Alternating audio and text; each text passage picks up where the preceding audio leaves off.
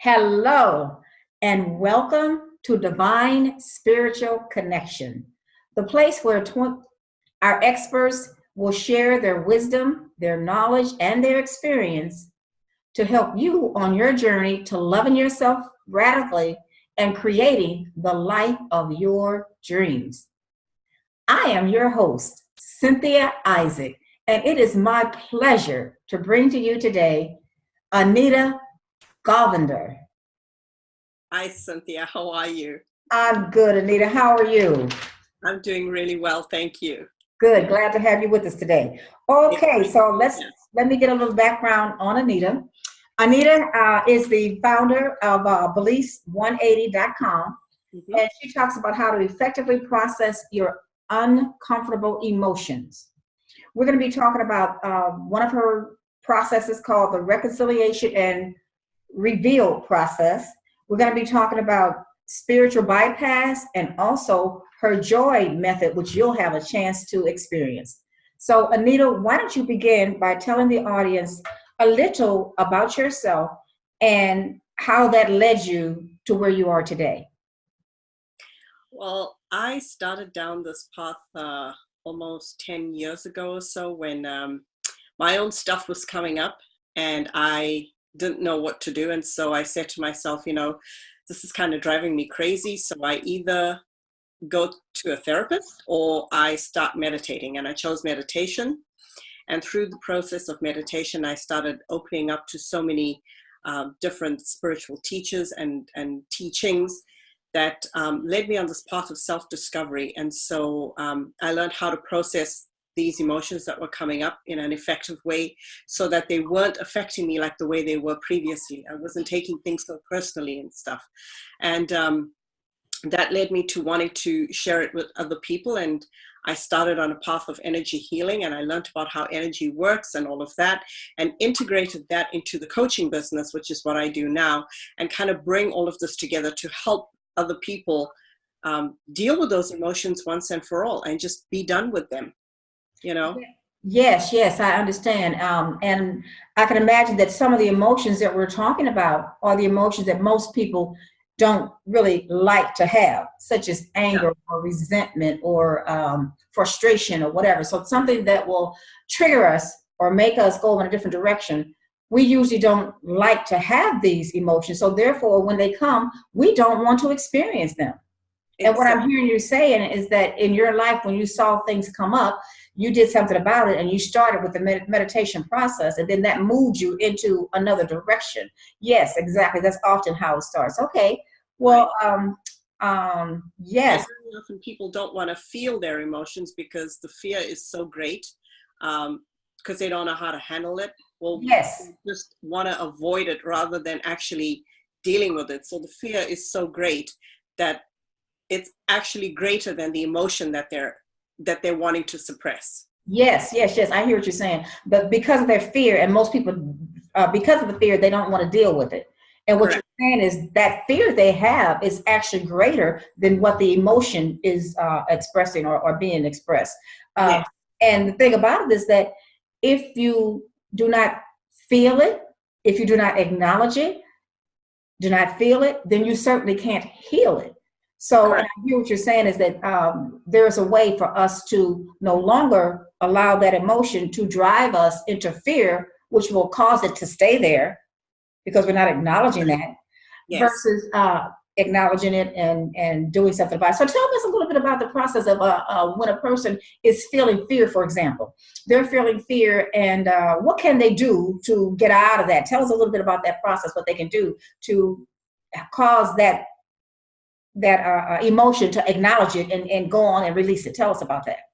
So that's basically what you mentioned earlier, which is the joy process. And pretty much what happens is, and before we do the joy process, I'll talk about the spiritual bypass because that leads right into it. Let's back up a little, because before we talk about the spiritual process, I would like you to tell us a little bit about you, your husband, your relationship, the soul mate part of it, how you guys were together. Help us with that, some of that experience, and then we'll go into the spiritual bypass and into joy. Mm-hmm. So My husband and I are married for, we're coming up on 28 years this year. So it's been a while, but the two of us, he was very spiritual, but kind of in limbo because he didn't know, he didn't know what else was out there.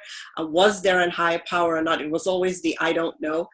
I, on the other hand, was on the religious path and did everything according to traditions with the rituals and things like that, until one day I stopped and I questioned myself and I said, I've been doing the same things for almost 3 decades, the Yes. same things. And I examined, how did I grow? Did I evolve? What has changed for me? And nothing had changed, almost 3 decades of doing that. And I thought, I have to do something differently. So I stepped out of the religious aspect of things and I moved into a more spiritual path where I started forging a connection with the divine that was not outside of me, but Yes. was totally within me. Yes. One of the fears that I had was, if I keep growing on this path, what happens with my relationship with my husband? Because if he's not going to grow too, that could be a cause for some discord and not be able to maintain the relationship. Absolutely.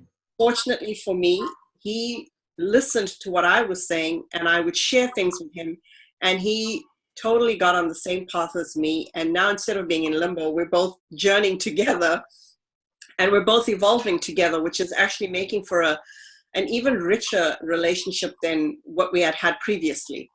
Yeah, and that's the beauty of it. You start out, and everybody starts out a certain way, and then life happens, and things happen, and we grow, and sometimes people grow apart. But what I'm hearing you say is because you took that route of spirituality, and you knew that, your husband and together, what your relationship was like, and therefore, through that route, you even grew more because you stayed in that path of operating from the divine and letting your decisions be chosen from a space of connection with the divine. And that's your relationship itself improved, and it's getting better and involved as you involve more.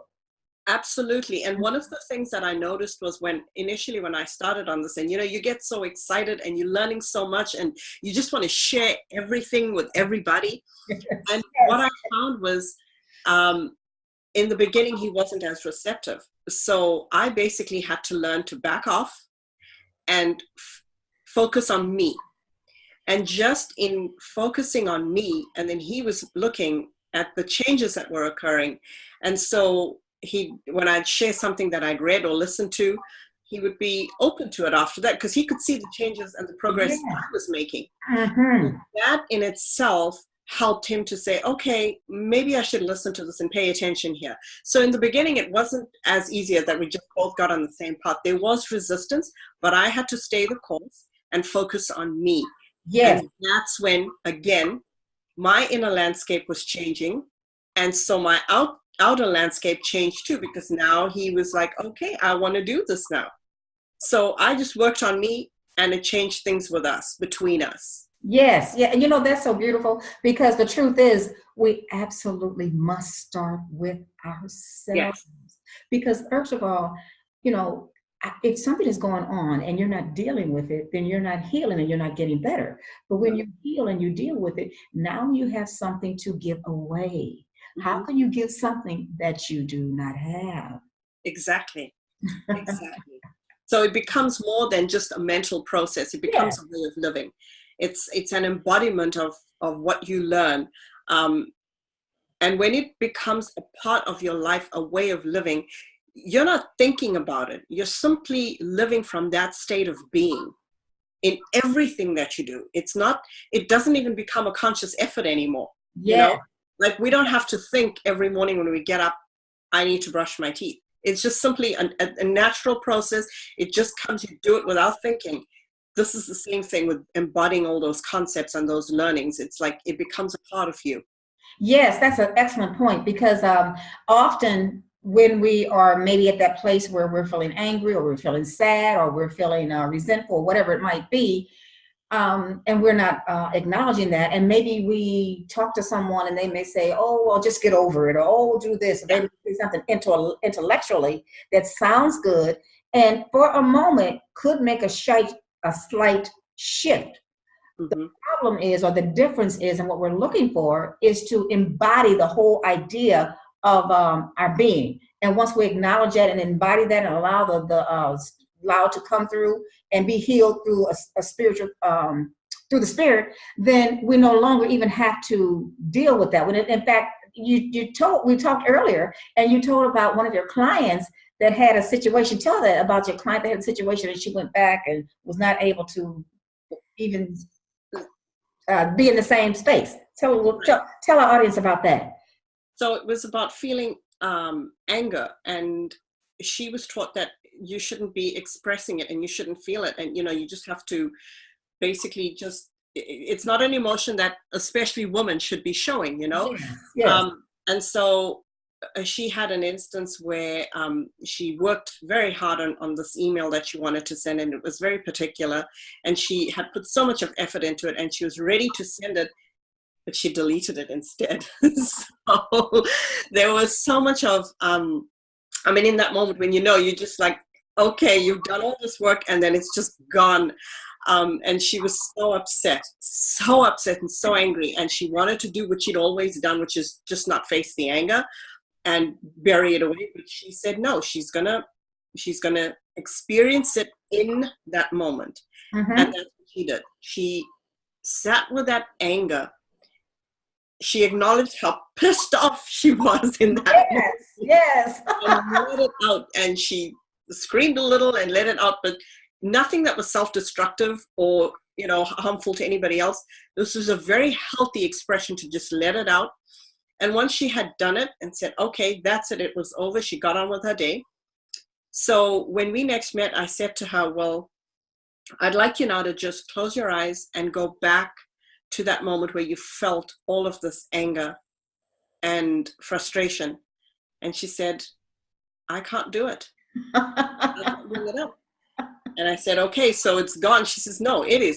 I dealt with it then. It's totally gone. I said, all right, fine, fair enough. Close your eyes again.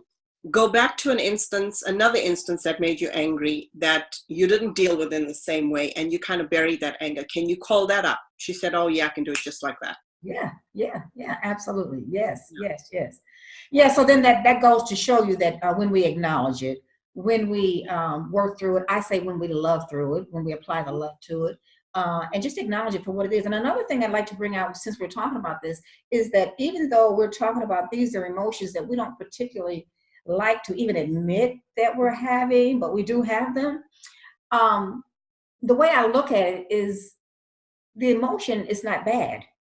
No. Emotions aren't good or bad.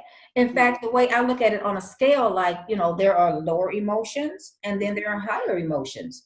Mm-hmm. And the higher emotions are love, joy, peace, gratitude. And the lower ones are anger, resentment, survival type emotions. And yes. Also, I think we were talking about earlier too, how the balance that with the emotions that you talk about. Tell about the balance and share about the balance of emotions like that. So we all have emotions, and they're not good or bad. They're not up or down.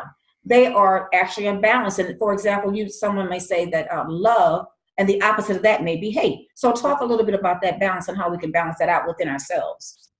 Well, because they're not essentially separate emotions. Right. If you look at them, they're the same emotion, but just if you put it on a linear scale, they're just on opposite ends of the scale. And the best way to describe this would be if you look at something that is either hot or cold, for instance. So if you take a really hot cup of coffee, it's on one end of the spectrum. The temperature is really hot. So the only thing that happens is just within time, it's just varying degrees that it goes from being really hot. The longer it sits, it goes to being really cold. It hasn't changed. It hasn't done anything else. It's the same thing. Just the varying degrees in temperature took it from hot to cold. In the same way, these emotions that we call negative, they're not really negative or positive. The same emotion, it's just on a different line of the spectrum. Mm-hmm. And so dealing with one, if you're in anger or fear, and dealing with that moves you from one end of the spectrum, from that fear or anger, to joy, love, wholeness, that kind of thing. So it's all in the same field. You're switching one out for the other. Absolutely. And as we understand that, then we know that helps us, I believe, that when we're in this place of, say, fear, and we recognize that. And what I often tell people is do it do it through the fear. Still do it. Be fearful, but still do it. And that's kind of like what we just talked about. So you may start out being really, really fearful, but as you do it and you get more comfortable with it, or you move and you move and you move, well, before you know it, now I'm excited. I'm past the fear because I've already gone through that. So that's a way of the people right now, audience, that if they are dealing with a certain emotion, that's a way of taking it a little bit at a time and moving it to what you really would prefer, a better emotion, or a better way to feel, a better state to feel. Right. Yeah. Exactly. Exactly. Mm-hmm. Yeah. Okay, so you have something that's called the reconciliation and reveal process. Is that next, or do you think we should talk about the spiritual bypass and the joy? Which well, the reconciliation and reveal is a process that I do that helps people understand where do these limiting beliefs of theirs come from, because that's really what keeps us stuck in where we are, you know. Mm-hmm. I think, we all know that we formed our beliefs when we were children, primarily by the age of 7. Yes. And one of us really goes back and examines, oh, does that belief really serve me? Does it still continue to serve me in the highest way or not? And yet that is the way that it's through those beliefs that we make every single decision in our lives, whether we know it or not, on a conscious level. But it's those beliefs that we have about ourselves that drives everything that we do. So any experiences that have happened, basically, we form a thought about ourselves, For instance, if you come from a home where your parents got divorced, it may have had nothing to do with you, but simply these two people that just couldn't be together anymore. But what do children do? They make it about themselves. That they're not worthy, they don't deserve to be loved, they don't, aren't good enough, and just all those negative beliefs. And they carry that forward with them without changing them. So the R&R process is essentially taking someone back to whatever experiences they've had, whether they know it affects them or not. But from that, and it's, I just gently guide them. They bring out the experiences, what had happened. And from there, basically, I help point out the dots and connect the dots for them to show them, yes, that happened. And these were the beliefs that you formed about yourself at that time, which is still playing out in your life today. And I join the dots of that happened then, this is what's happening now, and show them the correlation between that. Only then do they really understand what the connection is.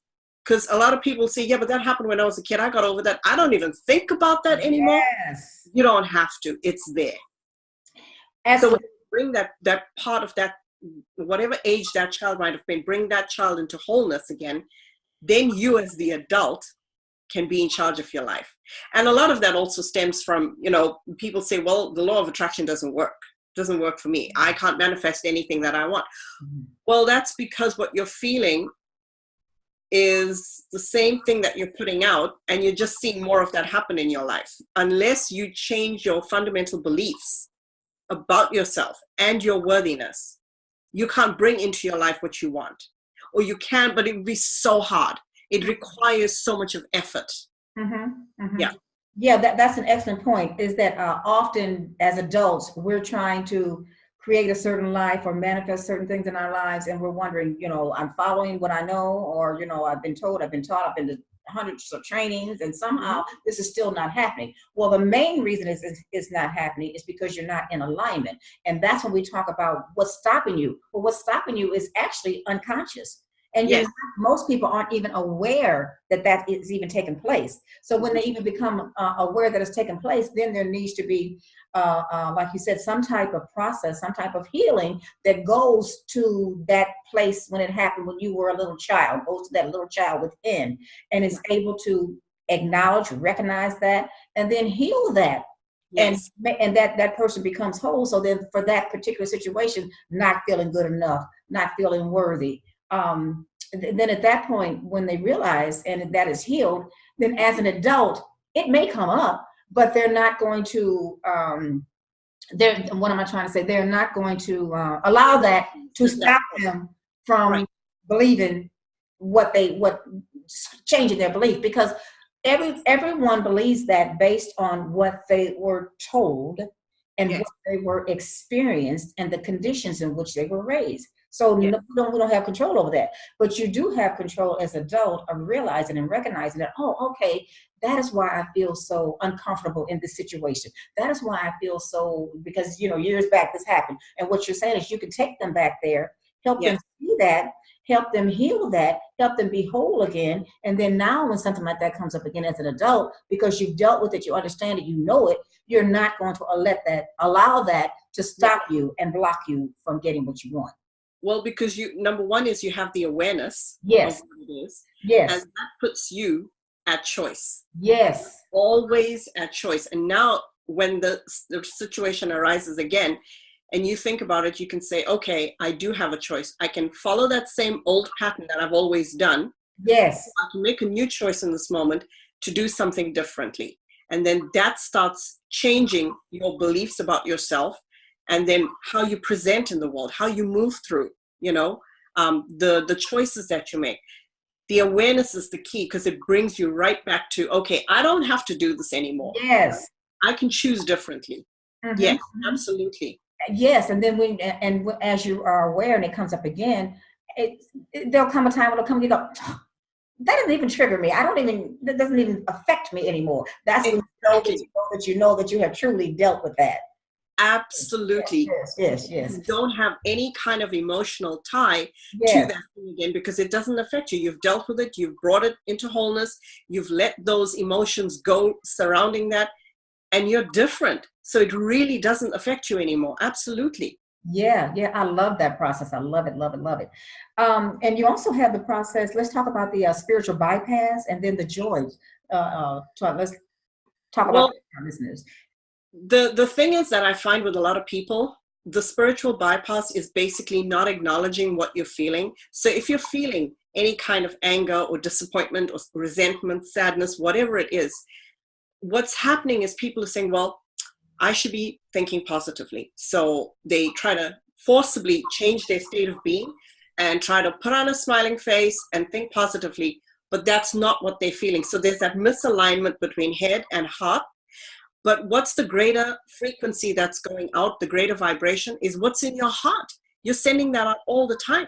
So even though you try to think positively, the greater vibration that you're sending out is the disappointment, the anger, the sorrow, and you're bringing more of that in.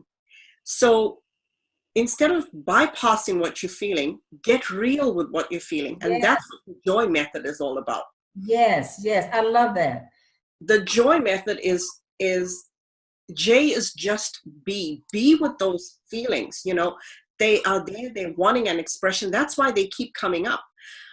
They want to be let out. So when you just be with those and feel that, you don't have to do anything. Just say, okay, I acknowledge it. The second step, is own it. Own, I'm angry right now, or I am disappointed right now. I feel resentment. Own it. Understand it. Dialogue with it. What are you here to teach me? What do I learn from this? Let it come up. See what happens. Just be in silence. Don't judge it.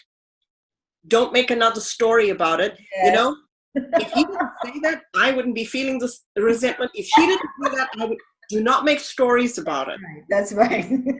Sit with it. Just allow it. And then when you allow that resentment, let's say, to just come up, it will naturally leave. And the why is just healed, which means surrender to the process. Surrender to the feeling of, this feels really lousy right now, but I'm just going to sit here with it and let it have its expression. What happens when you surrender, the second meaning of the word yield is to produce by a natural process.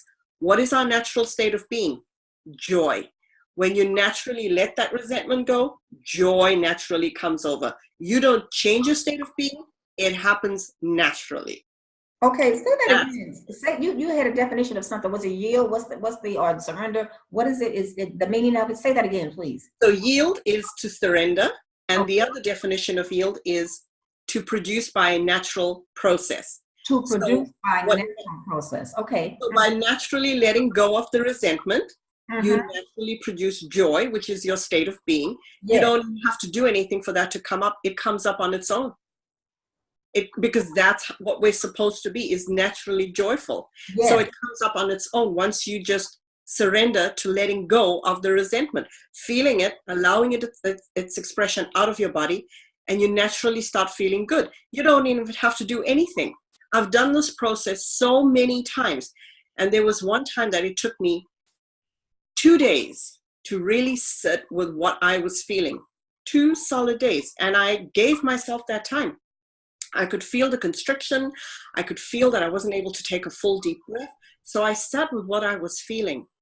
And when I couldn't, in the first day, couldn't sit with it until completion, I did what I needed to do. The very next day, those feelings were still there. They were so palpable. I sat down again and I just sat with it. And I was like, oh my, I'm here with you, but I don't know what else to do. I'm just letting you have. Yes. And I just let it be. And without even doing a thing, I could feel the constriction lifting. I could feel I was able to take deeper breaths. And without doing a single thing, I started feeling happy and joyful again. Yes. That feeling was gone. It was over. Yes. And that's good, because it's a simple thing. It sounds simple, but the truth is people really need help and support in getting to that place. You and I can do that because we're at a place where, we've gone through this, we've gone through other things. And so therefore it sounds like, okay, well, you just say, I'm going to sit here, I'm going to yield, I'm going to surrender to my fear of whatever, or, you say that and you mean that, and it's intellectually, but you're trying to feel it and all of that. And the thing is, it's even though it is a simple process, and even though it does work like that, I don't want to misrepresent it and say, oh, anybody can just sit down at any time and say, oh, well, let me just not do this. Let me stop this. If that was the case, then none of us would have real problems. The truth is that we go through this, but people who have taken the time to do the work, taken the time to find out of what it takes to heal, to connect with their beliefs, to connect with their feelings, to face them, it took time. It took energy. It took other people helping you. It took different processes that you learned to do this. And now that you're at this place, you can do that like that. Like if something comes to me and it's a thought that I'm not in alignment with, I immediately say, that's not me. I'm not receiving that. I'm not accepting that. And it's more than words. I mean, I'm at the place where it cannot even come in. Exactly. I mean, I think that you are too, but what I'm trying to say is that for our audience, that maybe some people that may not be at that place. And if you're not, that's okay, because wherever you are is wherever you are. So let's start where you are and know that there is help, there's support. Reach out to someone that you can trust. Reach out to someone that you can believe in, that will help you, that will guide you in a loving manner to help you free yourself of these emotions that may be bondages and holding you back into being the real you. Yes. And what I will say too is, if you want to do this on your own, you can. The first thing to acknowledge, because like we said earlier, the fear of feeling those emotions is greater than the emotions itself. Yes. Sit with the fear. Start with the fear. I'm just very fearful and really scared right now to go there and to feel that pain and that hurt. Start with that. Exactly. And when you know, you will be okay just pushing through the fear and feeling the pain and the hurt. When you know that you will be okay, then take that next little step to feel that fear, that pain and that hurt, to move in that direction. So you have to first start with that fear and embrace that, move through that. And once you come out, once you actually experience it, there's such a relief and a release. It is incredibly liberating. Yes. And you might go into the boo-hoo cry and sob and think that everything's just falling apart. But allow yourself that. People don't. Sometimes that's what it takes. Sometimes that's what it takes. Bawling and just crying and just letting it all out. And sometimes that's what it takes. Yes. Well, and I think as we have spoken earlier, what happens is when we keep those emotions inside of us in this way, it's like trying to hold a beach ball underwater with one hand and pushing that down, and with the rest of your energy trying to create the life you want. You can't do that. Neither one of those processes has your full attention or energy. Yes. So Yes. you can't create the way you want to. You either have to put those emotions down or you're going to create. Yes, yes, excellent point, excellent point. Oh, we're moving on to our time. I could sit here and talk with you forever. I just enjoy what we're doing here, but we do have to cut it off. So I'd like you to, in a minute, tell the audience what your gift is. But before you do that, I'd like to speak to the audience and say what my intention is for the audience.